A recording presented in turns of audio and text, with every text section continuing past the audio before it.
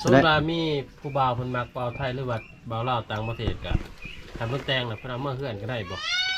เพิ่นแต่งน่ะไปอยู่บ้านเขาเจ้าก็ได้บ่ ได้บ่ ได้เนาะแสดงว่าน้องเพิ่นอ่านได้เขียนเป็นอยู่เขียนเป็นบ่ เป็น จบป .5 เนาะ โดย ออกก่อนแม่เสียแล้วออกเลย โดย บ่ได้เรียนต่อ บ่มีไผเฮ็ดเวียก เรียนแต่วิชาความรักเรียนต่อเนาะแล้วเอาผัวเลยแม่นบ่ แม่ พี่น้องเอ้ยก็คือน้องเพิ่นว่าหั่นล่ะน้องก็เปิดใจคือเก่าถ้าว่ามีผู้มักผู้ฮักเนาะน้องเนาะ โดย ค่าดองนี่ให้เท่าไรก็เอาเนาะ เขาให้ส่วนใดก็เอา แล้วก็พร้อมสิที่ว่าสิไปอยู่นำผัวเนาะ โดย ถ้าว่าผัวมาแต่งปุ๊บนี่ถือว่าไปอยู่กับเขาปั๊บแล้วเนาะสบายดี FC อีกตัวหนึงเนาะพี่น้องเนาะ EP นี้ก็ต่อจาก EP ที่ว่าทางทีมงานเฮาถามน้องเพิ่นอยู่ในเทิงเฮือนของน้องสาวไอเนาะพี่น้อง EP นี้แม่นเบาไทยสิพา FC มากินส้มพี่น้องเอ้ยว่าน้องเพิ่นกำลังสิตำแจ่วอยู่เฮือนครัวน้องแล้วก็สิได้นั่งร่มกับน้องเพิ่นอยู่ในเฮือนครัวพุ่นล่ะอันนี้มันเฮือนซ่านของน้องเนาะพี่น้องคือเฮ็ดนี่แหละเฮือนก็บ่ใหญ่พี่น้องเอ้ยอยู่นำกันก็7-8 คนพี่น้องโอ้น้องเพิ่นกำลังตำแจ่วสิกินต่อพี่น้องเอ้ยอันนี้เป็นเฮือนน้อยเฮือนเก่าเพิ่นพี่น้องตะกี้เพิ่นก็นอนอยู่นี่6-7 คนพี่น้องเอ้ยบัดเพิ่นเฮ็ดเฮือนตัวนี้แล้วเพิ่นก็มาเฮ็ดเฮือนครัวตัวนี้เนาะพี่น้องเนาะโอ้ทีมงานเฮายืนรอถ่าน้องๆเพิ่นตำแจ่วแล้วก็สิเอามักตองขึ้นไปกินพี่น้องเอ้ยตัวพี่น้องยืนตรงเลยพี่น้องเอ้ยเพิ่นตัวสบายดีบ่ไกล สบายดีเด้อพี่น้องเอ้ย ก็ได้เสียงามแท้ เสื้อยังนี่เสื้อบ่าวผู้ไทยได้นี่นะ YouTube บ่าวผู้ไทยบ้านนา Channel พี่น้องฝากไปติดตามเนี่ยพี่น้องเอ้ย โปรโมทเสื้อหน่อยหนึงพี่น้องเอ้ย โปรโมทแนะนำเรื่องราวในชนบทพี่น้องเอ้ย ท้องก็อยากคนโซนหน่อยหนึงกินข้าวหลายกินข้าวอิ่มช่วงนี้ ทางล่างเบิ่งนะขอเบิ่งทางล่างหน่อย YouTube บ่าวผู้ไทยบ้านนา Channel WhatsApp พี่น้องเอ้ยมีเบอร์โทรติดต่อนี่ บ่มีแต่ไลน์นี่เนาะ นี่บ่มีแต่ไลน์พี่น้องเอ้ยนี่มีเฟซชื่อเฟซ มีอยู่ได้ไลน์ขี้กากเลยนี่ พี่น้องเอ้ยฝากติดตามเนี่ยพี่น้องเอ้ย ตับตัวถาได้แหละ สิขึ้นอยู่เทิงเฮือนน้อง ว่า พี่ เจ็ น้ ด องเอ้ ยั ย ง เพิ่นว่าสิกินส้มพุ่นน่ะมักต้อง ต้อง เจ้า มา เจ้าก็กินได้อยู่ติ กินได้อยู่คันมันบ่เผ็ด ข่อยนี่แหละเอามาอยู่กับตารถลายอยู่ เอาไปพี่น้องเอ้ย ขึ้นก่อนเจ้าตัวพี่น้องเอ้ยสบายดีบ่าวแทน สบายดีคือเก่าเจ้าเดิมพี่น้อง รอเนาะเจ้าเนาะ แม่นเราพิเศษเฉพาะมื้อนี้ได้ ใส่เสื้อนี่เฮงรอ เด็กรอเสือดิว่าสิได้แต่ มันอยากหัดหนิดนึง บ่ เนาะ ยังหัดเพราะว่าจะเอาเบอร์น้อยพอ เพราะว่าบ่เป็นเจ้าแล้วใหญ่เสื้อ พอใหญ่จ้ะปกติก็ใส่ค่อยใส่ XL เจ้าบ่ใส่ XL ก็เลยค่อยก็ใหญ่กว่า เป็น เสื้อ เป็นได้สองจ้ะนะ เจ้าของค่อยนะกำลังสิเดินขึ้นแล้วพี่น้อง ซื้อได้ซื้อสองจ้ะนะ บ่าวเทนมาพาเลาะเนาะเลาะในเขตชนบทเฮานี่แหละพี่น้อง ครับ มากับทีมงานเฮานี่ ฝากติดตามบ่าวแทนเนี่ย ตา พี่ ม น้อง ช่องบ่าวเทนมาเด้อพี่น้องเอ้ย เพราะว่า เรียนกะยา ซ่องเพิ่นใกล้ๆสิพานแล้วพี่น้องเอ้ย แม่น ใกล้ละเพราะว่าเพิ่นก็ซื้อโทรศัพท์ใหม่เพิ่นว่า ลอง จิตใจกับจิตใจใหม่คนกับคนใหม่แต่ว่าคนเก่าหั่นแหล้ว เจ้าเดิมแต่ จิต ว่า ใจให้ใหม่ จิตใจใหม่ต่อไปปีหน้าปี2027ปีนี้2026 ฝากติดตามเพิ่นได้พี่น้องเว้ยเดี๋ยวสิพาพ่อแม่พี่น้องขึ้นไปอยู่ถึงเฮือนของน้องสาวไอเนาะกับน้องสาวเกดเพิ่นกำลังตำแจ่วอยู่สิกินส้มพี่น้องเว้ยนี่เป็นเฮือนครัวสิขึ้นอยู่ถึงเฮือนน้องเฮือนครัวน้องเพิ่นพี่น้องเว้ยเฮือนน้องเพิ่นว่าตะกี้ฮะเป็นเฮือนเพิ่นนอนตะกี้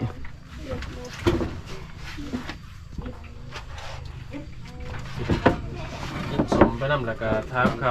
วน้องไปนำพี่น้องเอ้ย สมต้อง เฮือนครัวน้องเพิ่น น้องครับก่อน ตะกี้น้องนอนอยู่นี่บ่ตะกี้ โดย ตัวนี้หน่อยเนาะเบิด6-7 คนนี่นอนอยู่นี่เลยตอนนั้นเฮือนใหม่เนาะ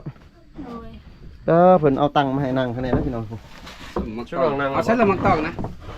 หมกตองบ่มี บ่ เอ้าจานนะหมกตอง จะใช้มักต้องครับ ตัวนี้มัน โดยมักต้องพักกันนั่งเบิ่ง เจ็บอะไรหมกตองมัน เอ้าเจ้าบอกมามักต้อง ใส่เจ้า ใช่บ่มีได้ขอได้ ตามใจชื่อ บ่มี ตอน เฮาจับมันนี่เอาเนาะเอานี่แล้วก็แจ๊ะเอาพี่น้องมีแล้วหมกตองนึงสิอายอกงามเนาะฉลองเนาะฉลองเรียบบ่ฉลอง ให้มีเท้าให้งาม จักภาษาไทยเอิ้นหมากหยังนี่พี่น้อง จะหมากอยู่ก่อน แต่ว่าภาษาลาวนี่หมักต้อง แต่ว่าภาษาไทยนี่บ่ฮู้ ภาษา ว่า สุ มัน นองแม่นยังบ่ตองนะ มันต้อง มันต้อง มันต้อง มันต้อง มันตอกแต่ว่าบ่ตอก มักต้อง หมากต้องหมากต้อง ภาษาผู้ไทยดิ มาต้อง มาตอก มาตอก มันตอกมาตอกว่าลงทุนเอามาจะใช้นี่แต่เฮือนเจ้าบ่เป็นบ่ผู้ไทย นะขอปิดอยู่เพียงทางกัน โอ้จะปลูกไว้เนาะ อือ พี่น้องเอ้ยน้องก็ตำแจวสู่กินพี่น้องทีมงานก็นั่งข้ากินหักระวังมื้อแรงนี่สิประจับอยู่ห้องน้ำพี่น้องเอ้ย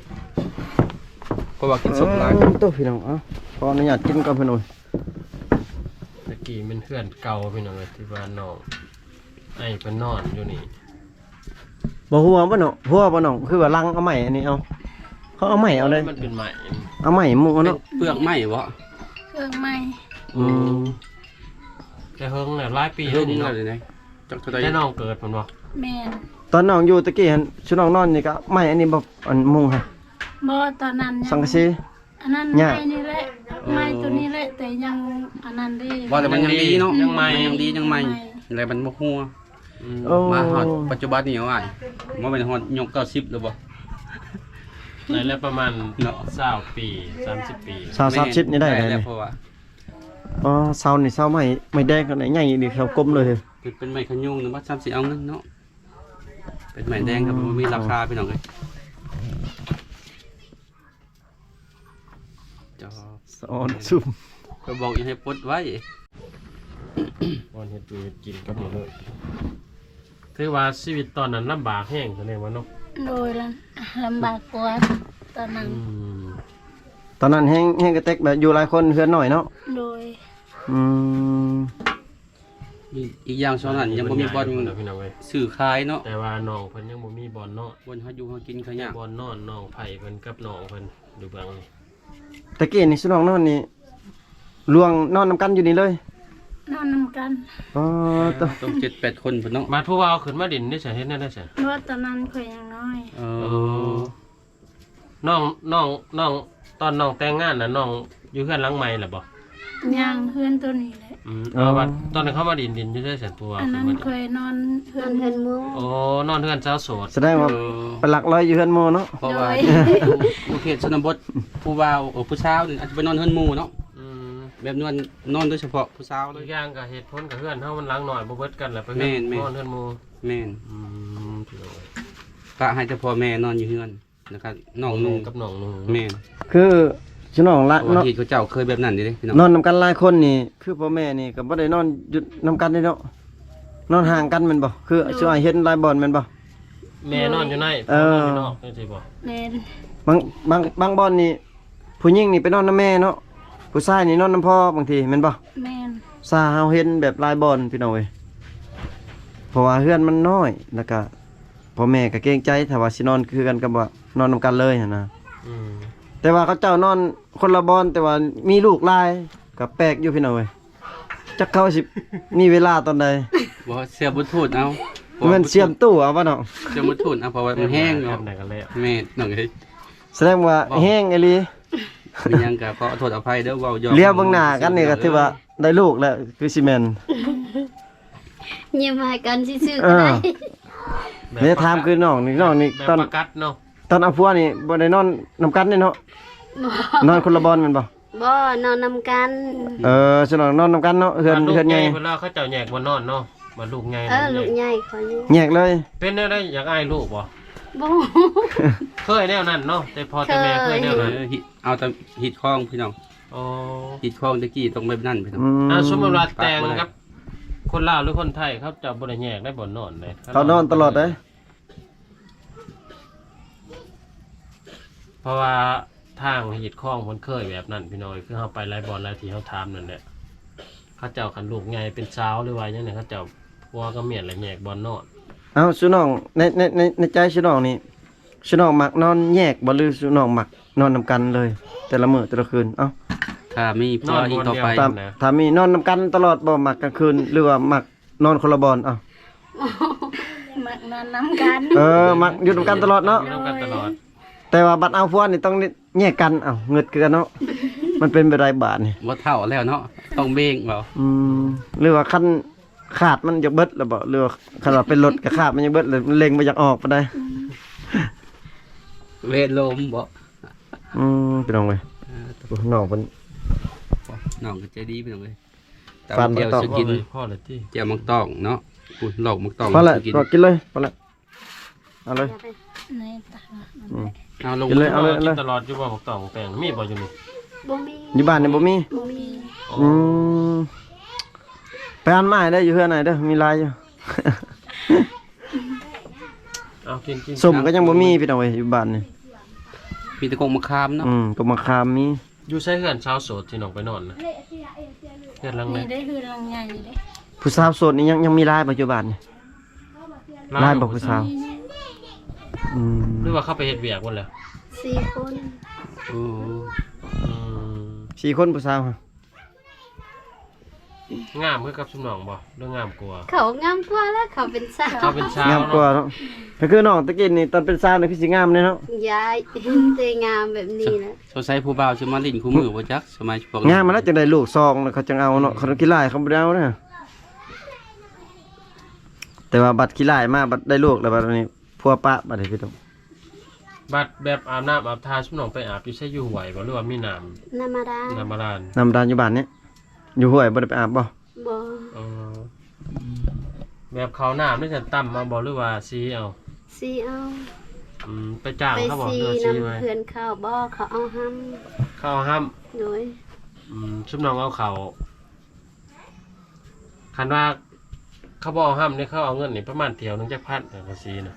แค่เจ้า สอ เขา บ เอาเงิน หนึงเขาเอา10,000กิโล อ๋อ สอบ10,000 อะไรเป็นสอบเนาะ โดย คันบ่เอาคันป้าห้ามแล้วเขาบ่เอาบ่เงิน ผู้หญิงอยู่เฮือนน้องนี่2คนบ่ โดย 2คนผู้กันนั่นผู้ชายเบิด ผู้ชาย3คน เอากินได้น้อง เอาไหมกิน เอากินเลย เอาเลยจัดเล เบิ่ ย งก็สิลงมือกัน กินน้ำน้องได้น้องเพิ่นอาย ก็ขอกินก่อนเด้อทีมงานครับ เอา คอยกินที่เจ้ากินพี่น้องเอ้ยลองกินซีมือน้องแซ่บหรือบ่แซ่บก็มาลงรสชาติกัน ขอยอมแต่มันสมเลย แซ่บปั๊บมักซิบเลยต่อ แซ่บเนาะ เอาเบาไก่ลองลองเบาผู้ไทย ผู้ใดตำแจ่วนี่ รสซอง ก็ซองตำกันเนาะ โดย แซ่บแจ่วนี่ยังบ่กินก็แซ่บแล้ว กินจากธรรมชาติเลยพี่น้ บั อ ด ง บัดปอกนี่ปอกนํกันเนาะ เจียวเลยแซ่บส้มเต็มมักตองเขาบอกมักตองเบาผู้ไทยเนาะแต่บ่แม่นมักตองน้องนุ่ง สมมุติว่ามีผู้บ่าวเพิ่นมักบ่าวไทยหรือว่าบ่าวลาวต่างประเทศก็ทำเพิ่นแต่งน่ะเพิ่นเอามาเฮือนก็ได้บ่ เพิ่นแต่งน่ะไปอยู่บ้านเขาเจ้าก็ได้บ่ ได้บ่ ได้ ได้เนาะบ่าวไทยชวนเพิ่นจะเอาไปชวนเพิ่นมาแต่งน่ะเอาเมื่อเลยได้เนาะไปอยู่บ่อยู่ประเทศไทยชวนว่ามีบ่าวไทยมักนี่ อยู่ ถ้าน้อง กล้าบ่ น้องก็มักเพิ่นก็มักน้องนะ กล้าบ่ กล้าก ล้าถ้าว่าเพิ่นมาแต่งเนาะอืม คือน้องเกดนี่แล้วลูกไปนำบ่หรือป้าลูกไปนำแม่เอา เอาลูกไปนะ เอาลูกไปนำ เอาลูกไปนำ สองคนพี่น้องเอ้ยลูกเพิ่นถ้าว่าแต่งงานแล้วเพิ่นก็อยากเอาลูกไปนำคือบ่ป้าไปนำพ่อนำแม่จ้ะ ปะได้บ่ช่วงนี้ กินฮอดบ่ กินฮอดลูกอืมบัดน้องไอ้นี่ถือว่าไปแต่โตกับหัวใจเนาะ พร้อมเอาแล้วก็พร้อมแต่งเพิ่น พร้อ ว่าม แต่ง พ พี่ ร้ น้ อ อง ม เว้ย เงินมาจาก10ล้านแล้วก็ จวดเลย กับหมูหน่อยตัวหนึง ขาดอกบ่แพงขาแห้งบ่ต่ำเนาะ จำก็เจ้าสิขายดีเอาเงินแหละ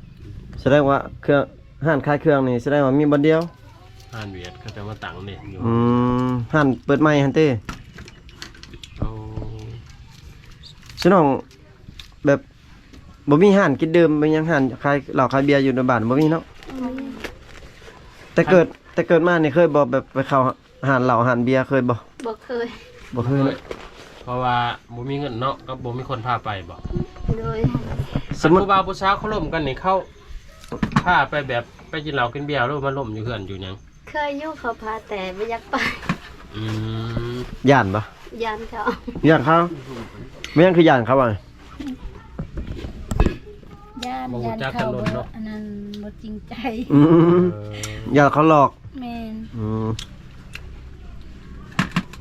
พอบ้านน้องก็เส้นทางไปมากก็สะดวกสบายอยู่พี่น้องเอ้ยยามแรงยามฝนก็ถือว่าไปมา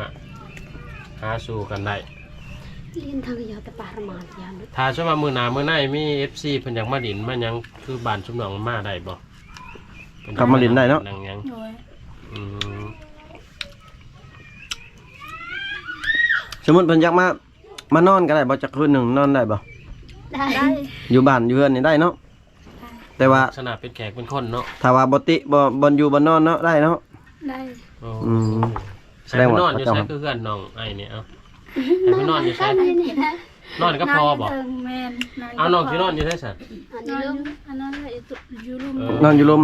แม่น สิบ่คาร่ำบ่ใส่คือว่านอนไก่กันเฮียงกัน บ่ บ่เป็นหยังโอ้พี่น้อง นอนใกล้กันนะครับบ่เป็นหยังบางบ่อนนี่คือว่าถ้านั่งร่วมกันนี่คือผู้บ่าวผู้สาวนี่ผู้หนึงนอนแล้วผู้หนึงนั่งเลยได้ถ้าว่าผู้หนึงนอนแล้วผู้หนึงนั่งแหละ พุ่งนอนกับพุ่งนอนกะ บ่ได้ บ่ได้ บ่ได้ ผิดเหตุอีก คันนั่ นั่ ง งนี่แบบใกล้ทำได้ก็ได้แมันบ่ ได้ โอ้ ผู้หนึงนอนผู้หนึงหานั่งได้ ถ้านอนเฮียงกันได้ซะ บ่ได้ บ่ช่องน่ะบ่ได้เนาะ บ่ได้เฮ็ดหยังก็บ่ได้ บ่ได้ สิได้กินหมูได้กินไก่เนาะ เขาเจ้า เหตุ ปรับไม้ ของ บ่ได้ เพิ่น พิ พี่น้องเอ้ เศ ย ษบ่เป็นนะอืม พิธีนี้ คือ เอา กันเนาะ เอาหยังแก่เนาะ หมู่ หมู โดย คืออ้ายฮู้เห็นตัวอย่างว่าคือพวกน้องเอากันแล้วบ่ทันได้แต่งงานใหญ่นี่คือแบบชูเจ้าฮู้มาเฮือนคือแบบบ่ให้ขึ้นเฮือนบ่ไม่ขึ้น Hai kun hu. พอเคยเห็นตาม เป็นได้ได ขีดคลองชูเจ้าคารับบ่ แม่น ต้องถ่าแต่งงานใหญ่ๆแล้วเราจังขึ้น โอ้พี่น้องเลย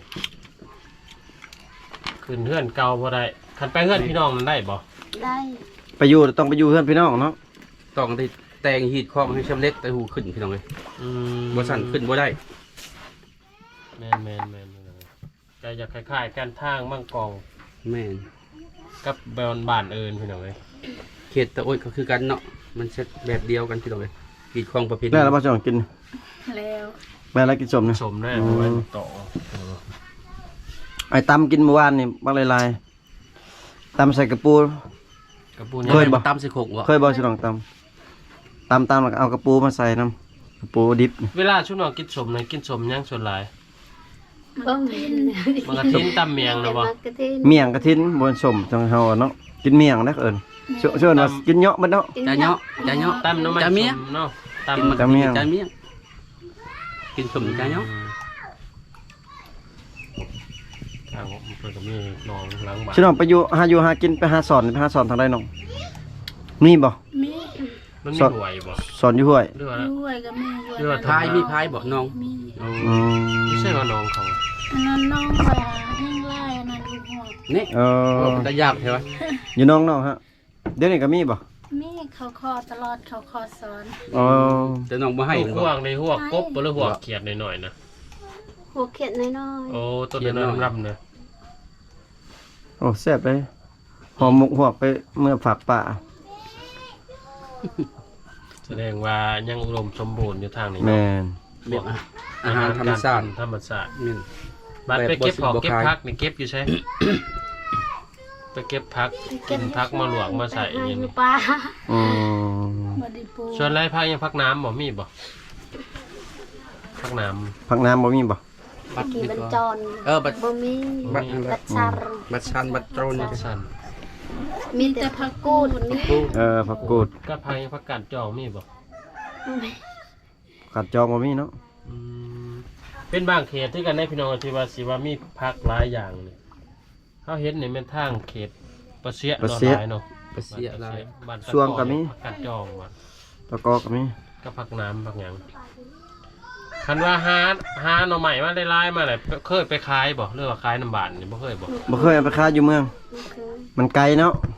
มีแต่หาซ้ำพอกินในแต่ละมื้อนั่นแล้วเนาะ Rồi. โอ้พี่น้องเฮียนก็บ่ได้ไกลพี่น้องเอ้ย แสดงว่าน้องเป็นอ่านได้เขียนเป็นอยู่เขียนเป็นบ่ เป็น จบป .5 เนาะ โดย ออกก่อนแม่เสียและออกเลย โดย บ่ได้เรียนต่อ บ่มีไผเรียก เรียนแต่วิชาความรัก โ เรียนต่อเนาะแล้วเอาผัวเลยแม่นบ่ แม่น น้องจบปหาแล้วเอาผัวเลยบ่ หมอเคยอยู่อันนั้นอยู่เพื่อนปีหนึง อ๋อ จักน้องจือว่าจักปี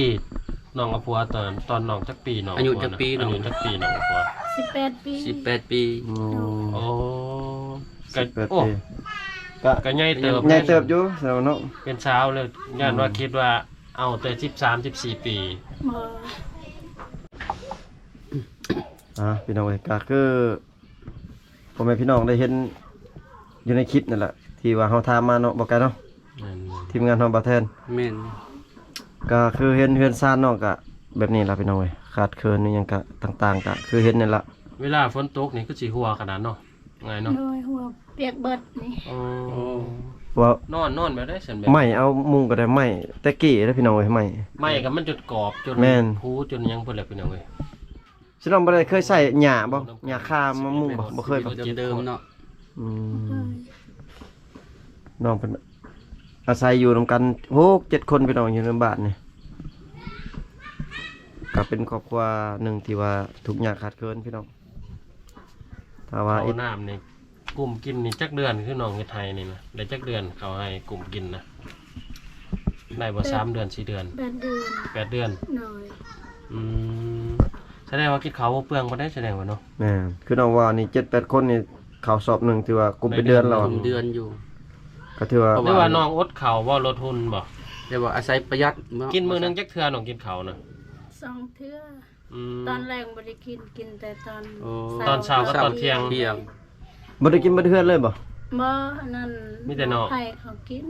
อืม เดียวคอยบ่กิน น้องคือบ่กินน้องลดทุนบ่ ยันตุ้ยบ่ เออ แน่ อดเนาะประหยัดนำกันเพิ่นว่าเพราะว่าครอบ ถือ ครัวกันหลายเติบ เอาไปในโตวอีกพี่น้องเอ้ยถือว่า พี่น้องเอ้ยก็คือน้องเพิ่นว่าหั่นล่ะน้องก็เปิดใจคือเก่าถ้าว่ามีผู้มักผู้ฮักเนาะน้องเนาะ โดย ค่าดองนี่ให้เท่าใดก็เอาเนาะ เขาให้ส่วนใดก็เอา แล้วก็พร้อมสิที่ว่าสิไปอยู่นำผัวเนาะ โดย ถ้าว่าผัวมาแต่งปุ๊บนี่ถือว่าไปอยู่กับเขาปั๊บแล้วเนาะมักเขาแห้งเนาะหรือว่าอยากได้ผัวแห้งแน่เนาะแม่นบ่ บ่เป็นได้น้องไอ้คือว่าคาดองให้ตัวได้ก็เอาย่านเขาบ่มาแต่งมาขอบ่ยังบ่เว้าคาดองไว้ ว่าอยากอยู่เฮือนโดนอยากสร้างครอบค อื รัว ม สร้างครอบครัว ย่านบ่ได้ผัวเนาะ โดย เพราะว่าเฮาก็เฒ่า แห้ง แล้ว แหละย่านเขาบ่มาแต่งเนาะ ว่าแล้วพร้าวสร้างพลเมืองเนาะ โดย ให้พลเมืองได้ ดีเขาบ่ติดยาว่าก็เลย เพราะว่าจะเป็นคนดีฮักแพงกัน ผู้เฒ่าเอาเนาะ เอาเบิด เอาเบิดเนาะ ปกติเนาะเท่าตะแขวเอวยังหันคือเก่า ขอแต่